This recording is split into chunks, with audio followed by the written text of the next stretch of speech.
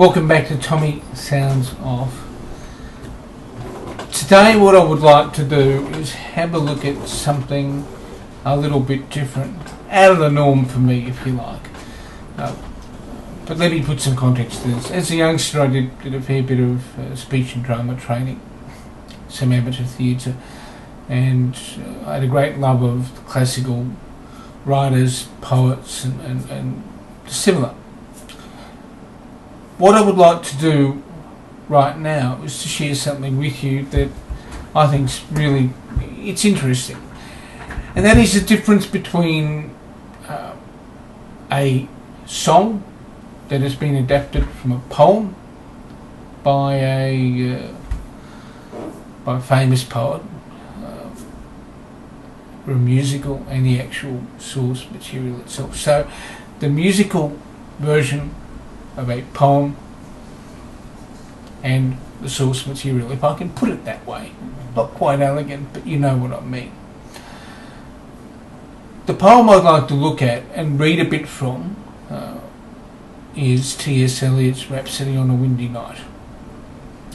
Eliot remains one of my favourite poets. His language is stark, it's brutal, it's evocative. It also has given rise to one of the world's more famous musicals called Cats. What I would like to do is this. I read part of the song Memory, which is composed by Andrew Lloyd Webber, and the words adapted from Eliot's work by Trevor Nunn. Then I'll read a part of Eliot's poem and make a few comments on that, just so you can see the difference between the two, and I'll let you know which one I prefer. Here we have Memory first. These are the words that were penned by Trevor Nunn to the music of Andrew Lloyd Webber. Midnight, not a sound on the pavement. Has the moon lost her memory? She is smiling alone. In the lamplight the withered leaves collect at my feet, and the wind begins to moan.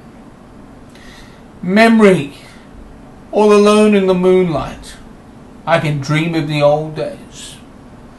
Life was beautiful then. I remember the time I knew what happiness was. Let the memory begin again. Every street lamp seems to beat a fatalistic warning. Someone mutters and a street lamp stutters. Soon it will be morning.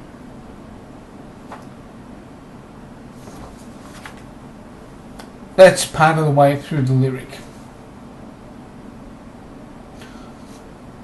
It's colloquial to the extent that it's colloquial if you remember the song itself. Barbara Streisand sings a version of it. But if you remember the song itself, it's got that form, it's got the constraints of rhythm and metre and everything else. Eliot himself could as a poet be a bit more flexible with that type of deal. So let me take you through some of that. This is how Eliot describes the scene that we hear about in Memory by Webber and Nunn in Rhapsody on a Windy Night. 12 o'clock. Along the reaches of the street, held in a lunar synthesis, whispering lunar incantations, dissolve the flaws of memory and all its clear relations. Its divisions and precisions, every street lamp that I pass beats like a fatalistic drum, and through the spaces of the dark, midnight shakes the memory as a madman shakes a dead geranium. 1:30, the street lamp sputtered, the street lamp muttered. The street lamp said, regard that woman who hesitates to watch in the light of the door, which opens on her like a grin. You see the border of her dress is torn and stained with sand, and you see the corner of her eye twist like a crooked pin. Okay, I've read the poem in part. I could read the whole thing. It goes for about a page and a half with A4, but that would just make the segment too long.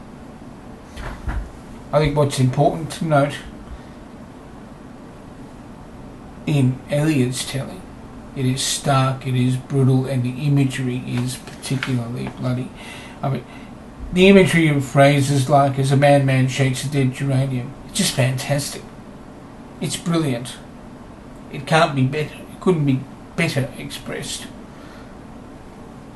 in that whole night drama that's played out in Rhapsody on a Windy Night, and that is also played out in Memory, the song. Whenever you look at adaptations, it's interesting to look and see how people have actually done the work, how people have composed the poem or the song. Look at the differences, decide what you prefer, even play with ideas to see whether you could improve upon the work of the original. Who knows, you might come up with some ideas for a song that adapts a poem from a famous poet in your own right. S Eliot remains one of my favourite poets. I love the love song of Alfred Prufrock, The Journey of the Magi, and a lot of the other material that he's written. Journey of the Magi was one that we studied back in literature in high school, and I really enjoyed reading that and analysing that to pieces. Have fun with the things like the music from Cats and also the source material.